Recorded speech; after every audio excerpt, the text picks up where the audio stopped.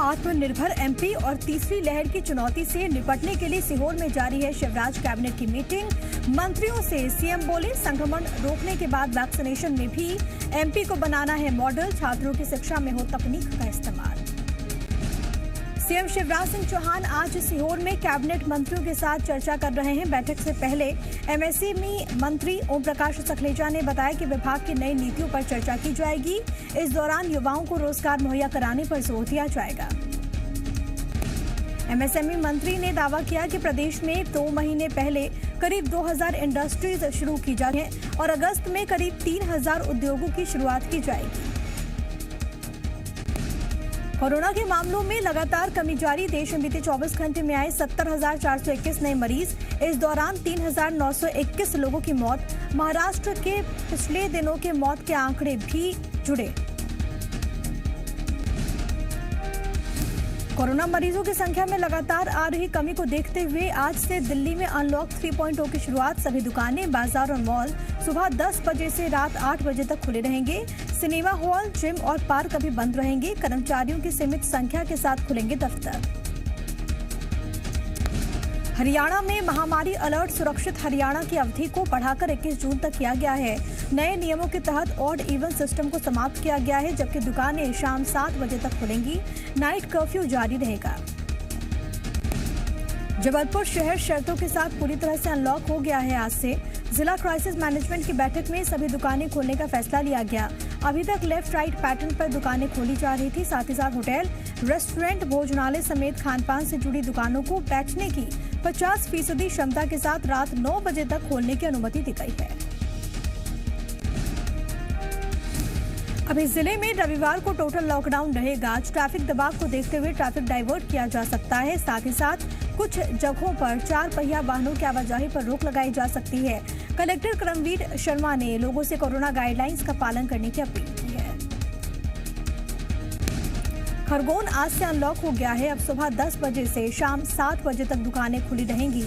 वहीं रविवार को लॉकडाउन रहेगा। सार्वजनिक सभा, धार्मिक आयोजन, स्कूल, कॉलेजेस बंद रहेंगे।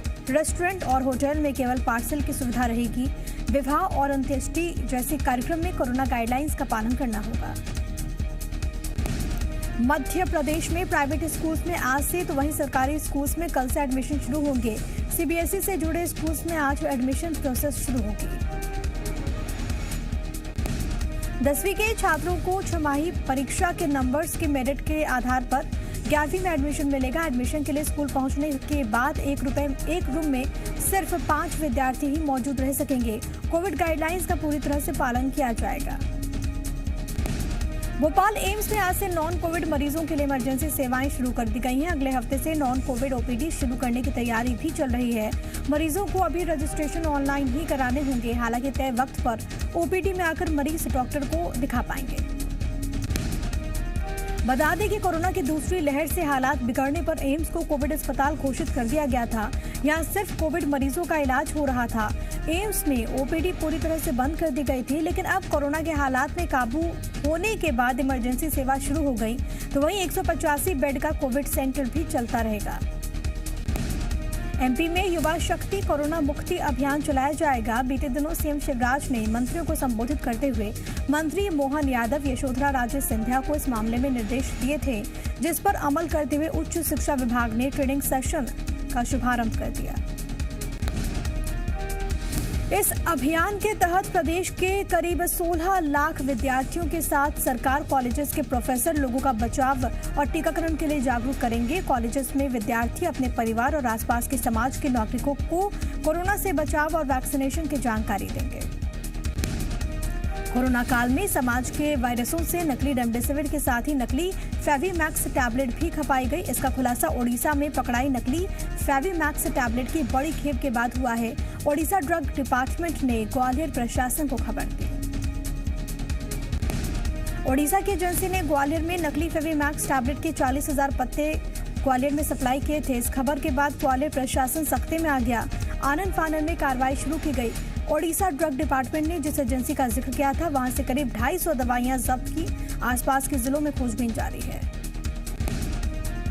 ग्वालियर में आज वैक्सीन की बड़ी खेप पहुंची। जिले को कोविशील्ड की 74,800 और कोवैक्सीन की 39,300 डोजेस मिली हैं, जिससे जिले में टीकाकरण अभियान में तेजी आएगी। आज ग्वालियर जिले के 171 केंद्रों पर 26,000 से ज्यादा लोगों को वैक्सीन लगाए जाने का लक्ष्य रखा गया।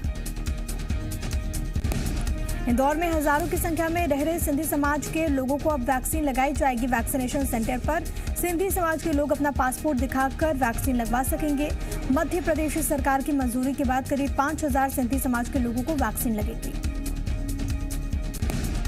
शरणार्थियों ने सरकार से टीका लगाने की मांग की थी, जिस पर विचार करते हुए मध्य प्रदेश सरकार ने सभी को टीका लगाने की अनुमति दे दी है। शरणार्थियों के पास वैक्सीन लगवाने के लिए आवश्यक दस्तावेज जैसे कि आधार और पैन कार्ड नहीं था, लेकिन अब पासपोर्ट और वीजा सहित एक व्यक्ति के डॉक्यूमेंट पर ज्यादा लोगों को टीका लगाया जा सकता है। राजधानी भोपाल की 166 ग्राम पंचायतें कोरोना फ्री हो गई हैं, जबकि 21 ग्राम पंचायतों में सिंगल डिजिट में ही केस आ रहे हैं। जिला पंचायत सीईओ ने बताया कि जिन ग्राम पंचायतों में इक्का दुक्का केस आ रहे हैं, उन्हें भी जल्द कोरोना मुक्त कर लिया जाएगा। प्रशासन की सख्ती और आम लोगों की जागरूकता इसे संभव बना रही है। मध्य प्रदेश में कोरोना के नए केस बहुत तेजी के साथ घट रहे हैं। 24 घंटे में सिर्फ 274 नए मरीज मिले हैं। भोपाल में 88, इंदौर में 82 मरीज मिले। 18 जिलों में कोरोना के एक भी केस की पुष्टि नहीं हुई है। पॉजिटिविटी रेट 0.3% है। 24 घंटे में 780 मरीज स्वस्थ हुए। 18 मरीजों की मौत हुई है। अभी प्रदेश में 4,251 केस एक्टिव। छत्तीसगढ़ में कोरोना के नए केस बहुत तेजी के साथ कम हो रहे हैं। 24 घंटे में कोरोना के 459 नए मरीज मिले हैं।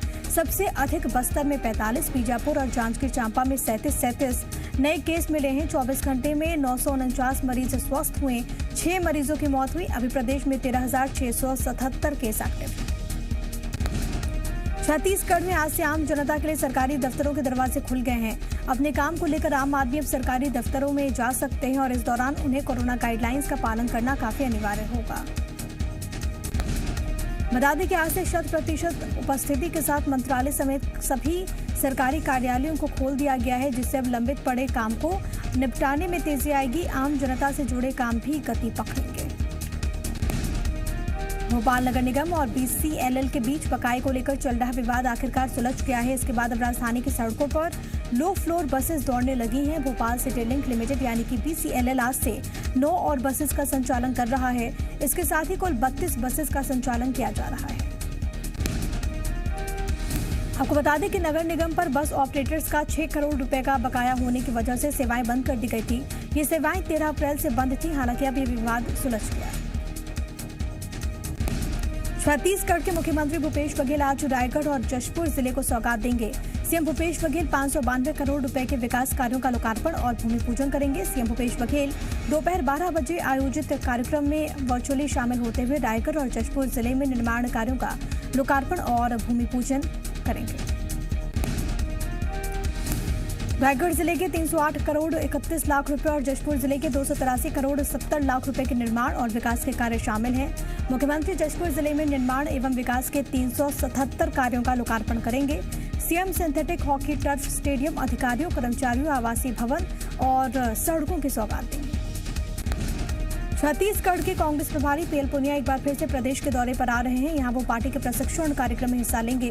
पीएल पुनिया आज करीब 4 बजे रायपुर पहुंचेंगे। उनके साथ प्रभारी सचिव चंदन यादव और नवनियुक्त प्रभारी सचिव सप्तगिरी शंकर उल्का भी होंगे।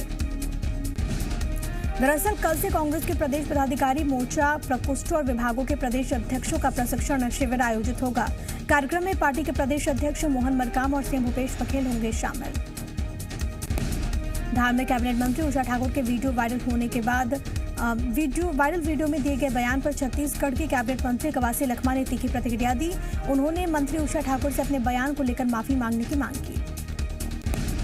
उनका कहना है कि जहां जंगल है वहां आदिवासी रहते हैं। आज जल जंगल की बहुत जरूरत है।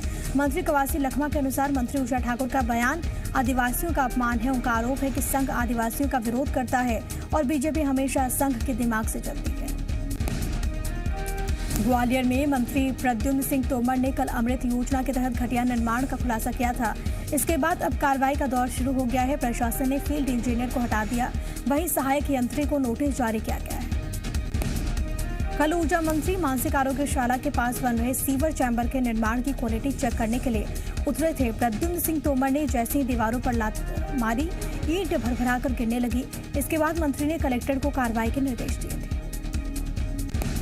राजधानी भोपाल में साइबर ठगी के मामलों को लेकर साइबर क्राइम पुलिस ने एडवाइजरी जारी कर दी है। पुलिस ने लोगों से कैश रिवॉर्ड, कैशबैक और अन्य लुभावने ऑफर से बचने की अपील की। क्यूआर कोड और खासकर लिंक के जरिए पेमेंट करने को लेकर सावधान रहने को कहा है। पुलिस ने जानकारी दी कि नौकरी और लोन दिलाने के नाम पर लोगों को ठगी का शिकार बनाया जा रहा है, जिससे जनता को सतर्क रहना होगा। मुरैना में अवैध रेत की ट्रैक्टर ट्रॉली को छुड़ाने के मामले में कोतवाली पुलिस ने 100 से ज्यादा ग्रामीणों के खिलाफ मुकदमा दर्ज कर लिया है। जानकारी ये है कि वन विभाग की टीम अवैध रेत से भरी एक ट्रैक्टर ट्रॉली का पीछा कर रही थी। आरोप है कि रास्ते में ग्रामीणों ने उन्हें घेर लिया। इसके बाद वनकर्मी ने फायरिंग की। ग्रामीणों ने आरोप लगाया कि वनकर्मी की गोली से एक शख्स की मौत हो गई। घटना को लेकर चंबल घड़ियाल अभयारण्य के रेंजर की शिकायत पर कोतवाली पुलिस ने 100 से अधिक ग्रामीणों के खिलाफ मुकदमा दर्ज कर लिया है। फिलहाल कोतवाली पुलिस ने मामला दर्ज कर नगरा थाने को आगे की कार्रवाई के लिए भेज दिया।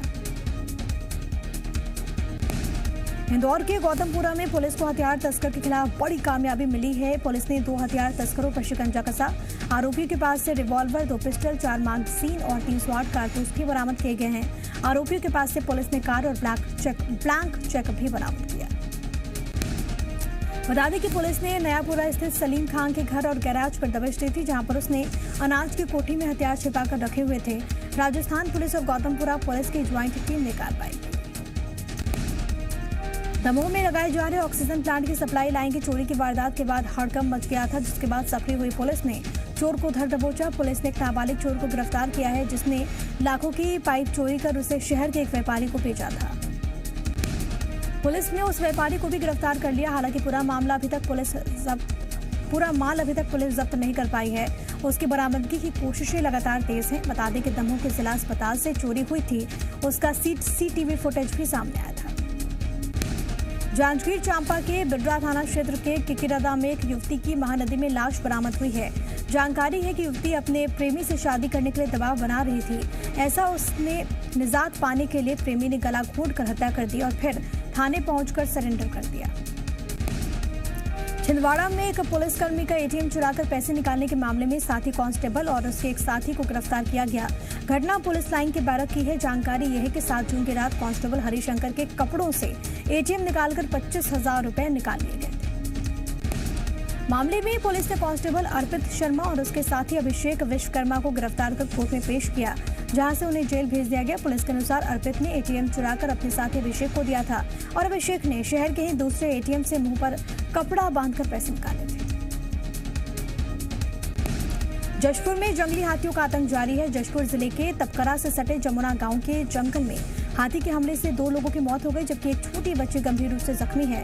हाथियों के आतंक से जिले में लगातार दहशत का माहौल बना हुआ है।